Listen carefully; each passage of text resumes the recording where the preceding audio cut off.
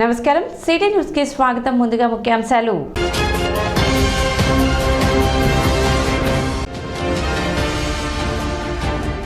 BJP నేతలతో ఆత్మీయ సమావేశమైన Janasena PSC chairman Nadendla Manohar.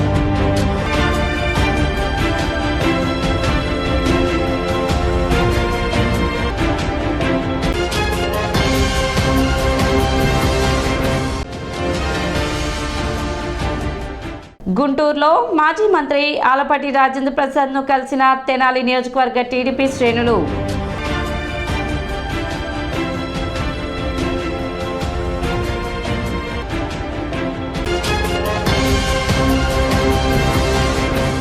APPSC group 2 preliminary exams కు సంబంధించి మెంటల్ ఎబిలిటీ విభాగం గురించి అమినిశెట్టి శ్రీధర్ బోధించారు. తెనాలి ఎన్జీఓ యూనిట్ యూటీఎఫ్ జీవి వివారి సంయుక్త ఆధ్వర్యంలో ఈ కార్యక్రమం నిర్వహించడం జరిగింది. అదేవిధంగా కరెంట్ అఫైర్స్, జాగ్రఫీ, చరిత్ర, భారతీయ సమాజం అంశాలకు సంబంధించి కూడా తరగతులు ఏర్పాటు చేయనున్నట్లు నిర్వాహకులు తెలిపారు. కార్యక్రమంలో ప్రధానోపాధ్యాయులు కుర్రా శ్రీనివాసరావు, యూటీఎఫ్ జిల్లా కోశాధికారి ఎండి దౌలా, జిల్లా కార్యదర్శులు సాంబశివరావు, కేదార్నాథ్, రావిపాటి శివనాగేశ్వరరావు, అరికాటి బాలసుబ్రహ్మణ్యం, షేక్ జాన్ సైదా, రాచకొండ మురళీ కృష్ణ కుమార్, జేవీవి నాయకులు, ఎన్జీఓ నాయకులు తదితరులు పాల్గొన్నారు. ఈరోజు మన తెనాలి ఎన్జీఓ కళ్యాణ మండపంలో గ్రూప్ 2కి సంబంధించి ప్రిలిమినరీ ఎగ్జామ్ పైన ఉన్నటువంటి మెంటల్ ఎబిలిటీ క్లాసు ఈరోజు అమినిశెట్టి శ్రీధర్ గారు ఈరోజు 3 గంటల నుంచి 7 గంటల వరకు కొనసాగుతూ ఉంది. మరి ఈ మెంటల్ ఎబిలిటీకి సంబంధించి గ్రూప్ 2 ప్రిలిమినరీ ఎగ్జామ్లో 30 మార్కులు రానున్నాయి. ఈ 30 మార్కులకు సంబంధించి ఏ విధంగా ప్రిపేర్ అవ్వాలి, సన్నద్ధత కావాలి, ఇప్పుడు ఈ ఎగ్జామ్లో మైనస్ మార్కులు ఉన్నాయి. ఈ మైనస్ మార్కులు కూడా ఎలా మనం ఓవర్కమ్ కావాలి అనేటటువంటిది విపులంగా శ్రీధర్ గారు చెప్పడం జరుగుతుంది. మరి అలాగే ఫిబ్రవరి 25న జరిగేటువంటి గ్రూప్ 2కి సంబంధించి ఈ తెనాలి, ఈ పరిసర ప్రాంతాల్లో సన్నద్ధం అవుతున్నటువంటి అభ్యర్థుల కోసం మరికొన్ని క్లాసులు కూడా ఈ ఎన్జీఓ కళ్యాణ మండపం వారి సహకారంతో ఇక్కడ ఏర్పాటు చేయడం జరుగుతుంది. మెంటల్ ఎబిలిటీపై ఈరోజు ఎన్జీఓ కళ్యాణ మండపంలో యూటీఎఫ్ అండ్ ఎన్జీఓ కళ్యాణ మండపం అండ్ జన విజ్ఞాన వేదిక వారి యొక్క ఆధ్వర్యంలో ఈ గ్రూప్ 2 ఎగ్జామ్లో మనకి 5 సెక్షన్స్ ఉండే, దాంట్లో 5th సెక్షన్ వచ్చేసి మనకి మెంటల్ ఎబిలిటీలో 30 మార్క్స్, 30కి 30 స్కోర్ చేసేటువంటి కంటెంట్ మనకి మెంటల్ ఎబిలిటీ. దానిపై ఏ విధంగా మనం ప్రిపేర్ అవ్వాలి, అట్లాగే ఏమేమి మన టాపిక్స్ ప్రిపేర్ అవ్వాలి, ఆ టాపిక్స్లో క్వశ్చన్స్ ఎంత లాజికల్గా ఇస్తాడనేది చాలా విపులంగా ఇక్కడ వివరించడం జరుగుతుంది. అట్లాగే ఈరోజు మరియు తర్వాత కూడా ఈ క్లాసెస్ అనేవి కంటిన్యూషన్గా జరుగుతూ ఉంటాయి అని తెలియజేయడం. రానున్న రోజుల్లో కాంగ్రెస్ పార్టీకి కేంద్రంలోనూ రాష్ట్రంలోనూ పూర్వ వైభవం రానున్నట్లు తెనాలి నియోజకవర్గ ఇన్ఛార్జ్ డాక్టర్ చందు సాంబశివుడు తెలిపారు. మంగళవారం పట్టణ మారిస్పేటలోని కాంగ్రెస్ పార్టీ కార్యాలయంలో నిర్వహించిన సమావేశంలో ఆయన మాట్లాడారు. రాజశేఖర్ రెడ్డి ఉన్నప్పుడు పార్టీ ఎంతో బలంగా ఉందని, నేడు షర్మిల రాకతో కాంగ్రెస్ పార్టీ ఎంతో బలం పుంజుకుంటుందని, ఎప్పటిలాగానే కాంగ్రెస్ పార్టీ పాతవారు తిరిగి కాంగ్రెస్ పార్టీలోకి మళ్లీ చేరుతున్నారని, షర్మిల రావడం తమకు ఆనందంగా ఉందని, ఆమె రాకను స్వాగతిస్తున్నామని తెలిపారు. అదేవిధంగా రాహుల్ గాంధీ చేపట్టిన భారత్ జోడో న్యాయ యాత్ర విజయవంతం కావాలని, యాత్ర ముగిసే సమయానికి కాంగ్రెస్ పార్టీ కేంద్రంలో అధికారంలో ఉంటుందని డాక్టర్ చందు సాంబశివుడు ఆకాంక్షించారు. సమావేశంలో భాగంగా పలువురు నేతలు కాంగ్రెస్ పార్టీలో చేరారు. కార్యక్రమంలో కాంగ్రెస్ పార్టీ నాయకులు, కార్యకర్తలు పాల్గొన్నారు. కాంగ్రెస్ పార్టీయే ఈ రాష్ట్రానికి భవిష్యత్తుగా నిర్మాణం చేయగలిగింది, ఈ రాష్ట్రానికి ఉపయోగపడగలిగింది అనేటువంటి అని తెలుసుకుని నిర్ధారణ కాంగ్రెస్ పార్టీలో చేరటం జరిగింది. ఆవిడకి త్వరలోనే పిసిసి అధ్యక్ష పదవులు ఇవ్వబోతున్నారు. ఆవిడ సారథ్యంలో మా కాంగ్రెస్ పార్టీ కూడా వెనకపోయినట్టు, ఇంతకుముందు కాంగ్రెస్ పార్టీ నుంచి పోయినటువంటి నాయకులందరూ, కార్యకర్తలందరూ కూడా కొంతమంది వస్తారని ఆల్రెడీ మాకు సిగ్నల్స్ వస్తున్నాయి, సంకేతాలు. మిగతా వాళ్ళందరూ కూడా రావాలని చెప్పేసి మేము కోరుకోవటం జరిగింది. ఎలక్షన్ కోడ్ రాగానే తెలంగాణలో ఎలాగైతే కాంగ్రెస్ పార్టీ ఉవ్వెత్తున లేచిపడిందో, ఎలక్షన్ కోడ్ రాగానే ఇప్పుడు అధికార పార్టీని వీడి కాంగ్రెస్ పార్టీలోకి వస్తానికి సిద్ధంగా ఉన్నారు.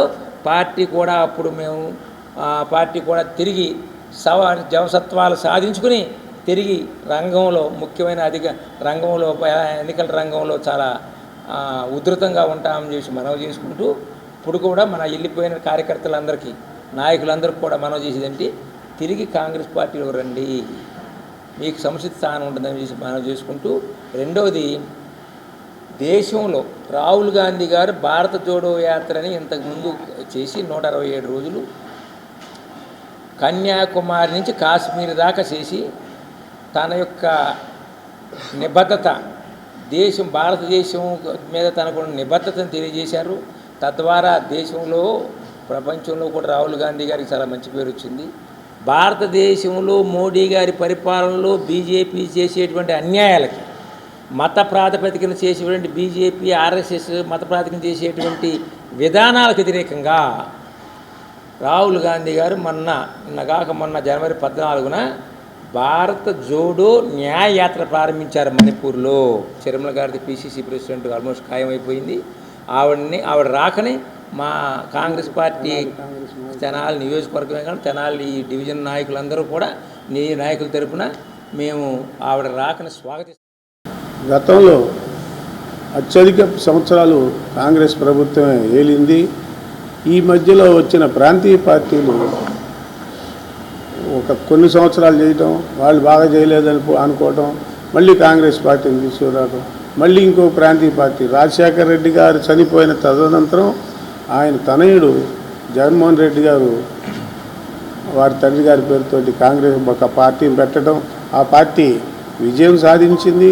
కానీ ప్రజల మనసులో దోసుకోలేకపోయారు. మళ్ళీ ప్రజలలో కాంగ్రెస్ పార్టీ వస్తే బాగుంటుంది, కాంగ్రెస్ పార్టీ ఇది అన్నీ చేయటానికి ఈజీగా ఉన్నది అని చెప్పని చెప్పుకోవడం జరిగింది. అంతలోనే మనం అందరూ కూడా కొత్త విషయం విన్నాం. శ్రీమతి షర్మిల గారు కాంగ్రెస్ పార్టీలోకి వస్తున్నానని ప్రకటించడం, ఢిల్లీ వెళ్ళి మాట్లాడుకోవడం జరిగింది. వారికి గిడుగు రుద్రరాజు గారు రాజీనామా చేశారు. ఆ పదవిని పిసిసి ప్రెసిడెంట్గా షర్మిల గారికి ఇస్తారు. షర్మిల గారు ఆంధ్రప్రదేశ్ మొత్తం పర్యటించి కాంగ్రెస్ పార్టీని అత్యధిక మెజార్టీతో గెలిపించడానికి తాను వంతు కృషి. అంగన్వాడీ కార్యకర్తల నిర్వధిక సమ్మె 36వ రోజు కొనసాగింది. ప్రభుత్వ నిర్లక్ష్య వైఖరికి నిరసనగా చెవిలో పువ్వులు పెట్టుకుని దీక్ష శిబిరంలో కూర్చున్నారు.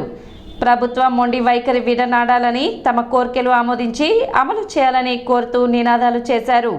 కార్యక్రమాన్ని ఉద్దేశించి సిపిఎం తెనాలి కమిటీ కార్యదర్శి కేబీ ప్రసాద్ మాట్లాడుతూ, చిన్నారి పిల్లలు, బాలింతలు, గర్భిణీ స్త్రీలు గత 5 వారాలుగా ఇబ్బంది పడుతున్నా ప్రభుత్వం స్పందన లేకపోతే ఎలా అని ప్రశ్నించారు. పౌష్టికాహారం, ఆరోగ్యం, విద్య ఎల్లవేళలా అందించి ప్రజా ఆరోగ్యాన్ని కాపాడాల్సిన బాధ్యత ప్రభుత్వంపై ఉందని గుర్తు చేశారు.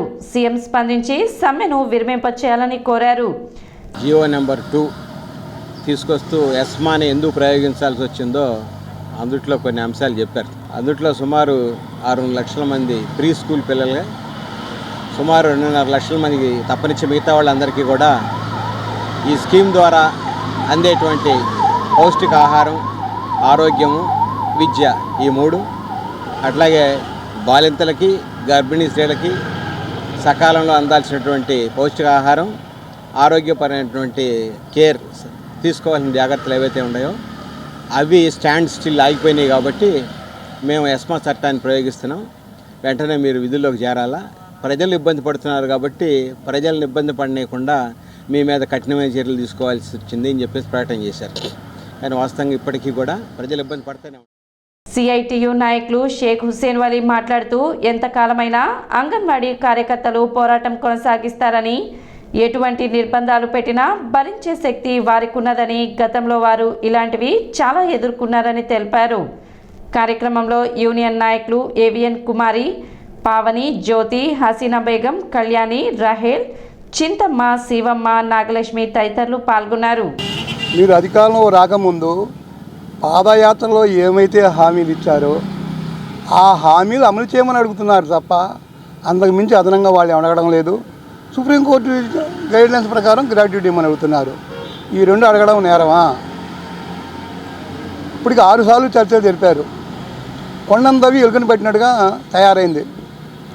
అంటే 1,05,000 కుటుంబాలు, మహిళలు రోడ్డునెక్కి క్రిస్మస్ పండుగ రోడ్డు మీద జరుపుకున్నారు శిబిరాల్లోనే. జనవరి 1 ప్రపంచం మొత్తం జనవరి 1 కొత్త సంవత్సరం జరుపుకుంటే అంగన్వాడీ మహిళలు మాత్రం టెంటులోనే జరుపుకున్నారు. ఆంధ్రులకి అత్యంత ఇష్టమైన పండుగ సంక్రాంతి పండుగ. ప్రజలందరూ కూడా ఎక్కడెక్కడో విదేశాల్లో ఉన్నవాళ్ళు కానీ, రాష్ట్రాల వివిధ ప్రాంతాల్లో ఉన్నవాళ్ళు కానీ, ఉద్యోగరీత్యా వాళ్ళు కానీ కుటుంబాల సమేతంగా ఇళ్లకు గ్రామాలకు వచ్చి గ్రామాల దగ్గర ఆనందంగా పండుకునే పండుగను కూడా ఈ అంగన్వాడీ మహిళలు లేకుండా చేసింది ఈ ప్రభుత్వం. ఇది పరమ దుర్మార్గం అని చెప్పి. దారి దోపిడీకి పాల్పడిన 2 నిందితులను 3 టౌన్ పోలీసులు అరెస్ట్ చేశారు. పెదవడ్లపూడి గ్రామానికి చెందిన సుబ్బారావు అనే వ్యక్తి లారీ డ్రైవర్గా పనిచేస్తున్నాడు. ఈ క్రమంలో 14వ తేదీ రాత్రి సుమారు 2 గంటల సమయంలో తన విధులను ముగించుకొని ఇంటికి వెళ్లేందుకు తెనాలి రైల్వే స్టేషన్ వంతెన వద్ద గల సాయిబాబా గుడి దగ్గర ఆటో కోసం వేచి ఉండగా పట్టణానికి చెందిన వరగాని ఆనందవర్ధన్, షేక్ సందానీలు సుబ్బారావును బెదిరించి అతని వద్ద నుండి 4,000 రూపాయల నగదును లాక్కొని వెళ్లారని, దీనిపై బాధిత ఇచ్చిన ఫిర్యాదు మేరకు 2 నిందితులను అరెస్ట్ చేసినట్లు సిఐ రమేష్ బాబు తెలిపారు. జలసూత్రం సుబ్బారావు అనే అతను ఫిర్యాది. అతను ఒంగోలు నుంచి ఏదో పర్సనల్ పని మీద వెళ్ళి ఇక్కడ పెదవడ్లపూడి సంబంధించిన అతను మంగళగిరి దగ్గర ట్రైన్లో దిగి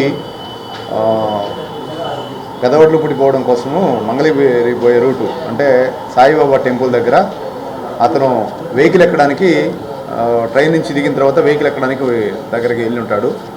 ఆ ప్లేస్ దగ్గరికి వచ్చేటప్పటికి వరగాని ఆనందవర్ధను, అట్లానే షేక్ సందాని అంటే ఆర్ఆర్ కాలనీ ఇతను, ఇంకో అతనే మల్లిపాడు, వీళ్ళిద్దరూ ఆ ప్లేస్లో ఉండి రే ఎవరా నువ్వు అని చెప్పి అతన్ని బెదిరించి ఈ జలసూత్రం సుబ్బారావుని కొట్టి అతని దగ్గర నుంచి 4,000 రూపాయల డబ్బులు లాక్కొని పారిపోతారు.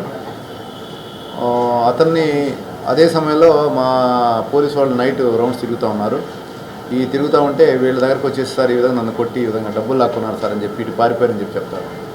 దాని మీద ఒక కేసు ఎఫ్ఐఆర్ చేయడం జరిగింది. వాళ్ళు ఎవరైంది అనేది మా దగ్గరలో ఉన్న సీసీ ఫుటేజ్లు కానీ వాటిని వెరిఫై చేసిన తర్వాత వాళ్ళు సందాని, వరగాని ఆనందవర్ధన్ అనేవాళ్ళు ఐడెంటిఫై అయ్యారు. దాని మీద వాళ్ళని తీసుకొచ్చి ఈ రోజున వాళ్ళని కూడా కేసు రిజిస్టర్ చేసుకొని వాళ్ళు రిమాండ్ చేయడం జరుగుతూ ఉంది. ఇలాంటి కేసులు ఆల్రెడీ మేము ఈ 7 నెలల కాలంలో 3 కేసులు చేశాము. ఈ విధంగా ప్రజలు భయాందోళన గురి అయ్యేటట్టు కొట్టడము, వాళ్ళ దగ్గర నుంచి డబ్బులు లాక్కోవడం ఇది చాలా నేరమైంది, హీనమైన కేసులు ఇవి. అది ఎట్టి పరిస్థితుల్లో కూడా తెనాలికి మంచి పేరు ప్రఖ్యాతులు ఉన్నాయి. ఇలాంటి ఏరియాల్లో అట్లా చేయకూడదు. అలా చేసిన ఎవరినైనా నిర్మోహమాటంగా శిక్షించడం జరుగుతుంది. ఇప్పుడు ఒక చిన్న విరామం.